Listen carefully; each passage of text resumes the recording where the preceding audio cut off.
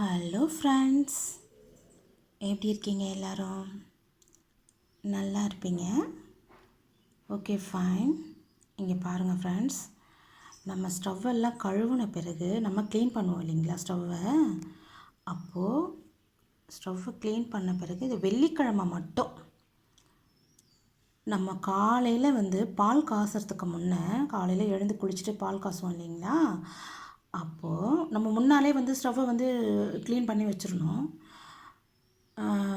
Next day morning early morning நம்ம எழுந்த உடனே இந்த மாதிரி ஓம், ஒவ்வொரு மூலையிலையும் ஓம், நெக்ஸ்ட்டு அந்த மூலையில் ஓம், நெக்ஸ்ட்டு இந்த மூலையிலையும் ஓம், பாருங்கள் ஓம் தெரியுதுங்களா?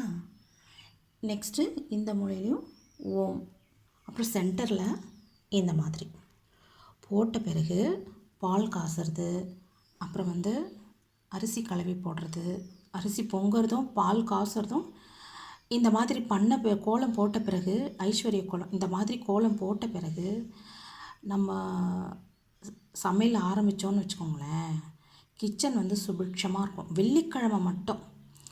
நெக்ஸ்ட் டே நம்ம சாட்டர்டே வரப்போ இதை க்ளீன் பண்ணிடலாம். ஏன்னா நம்ம அப்புறம் நான்வெஜ்லாம் செய்வோம்.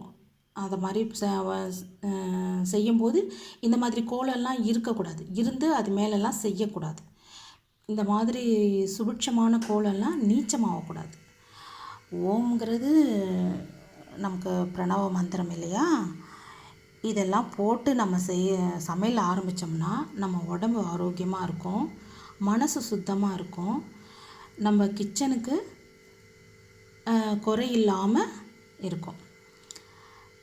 அதை வாரத்தில் ஒரு நாள், வீக்லி 1 டேஸ் நம்ம இது போல் பண்ணலாம். ஃப்ரைடே, ஒன்லி ஃப்ரைடே மட்டும் இதை போல் பண்ணி சமையல் செய்யலாம். மறுநாள் க்ளீன் பண்ணிடலாம். நான்வெஜ் செய்கிறப்ப ஷுவராக இது இருக்கக்கூடாது, அதுதான் நல்லது. இது இருந்து நம்ம மறந்து போய் கூட நான்வெஜ் இதை போட்ட பிறகு மறந்து போய் கூட இந்த நான்வெஜ்ஜெல்லாம் செய்யக்கூடாது. அது ஒரு அபசகுணம் மாதிரி ஆகிடும். பார்த்து செய்யுங்க.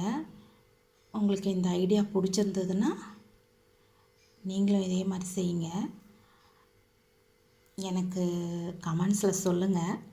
இது உங்களுக்கு பிடிச்சிருக்கா இல்லையான்னு எனக்கு கமெண்ட்ஸில் சொல்லுங்கள். சப்ஸ்கிரைப் பண்ணுங்கள், லைக் பண்ணுங்கள். I love you.